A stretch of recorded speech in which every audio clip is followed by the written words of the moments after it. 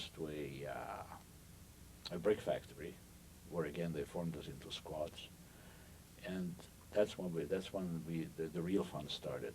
They put us on the so-called famous death march, which eventually was supposed to wind up in Auschwitz.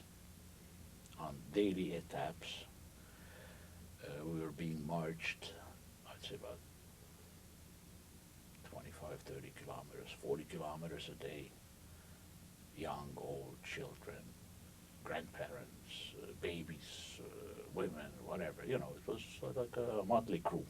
We were sleeping wherever feasible, wherever possible, be it on a market field, or be it in a soccer stadium, or some other abandoned factories. That was already good because we were undercover. Now this was around October, which was already, you know, the weather wasn't really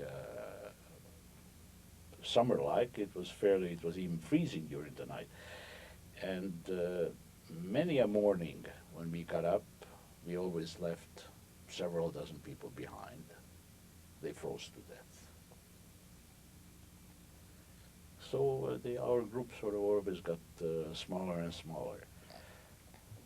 We've arrived to a, oh yeah, and just coincidentally, practically every evening at our stop, we saw a couple of cars stop and talk to the powers that be, because the guard changed every day. One day it was a Hungarian gendarmerie, one day it was German soldiers, one day it was the Arrow Cross guards, one day it was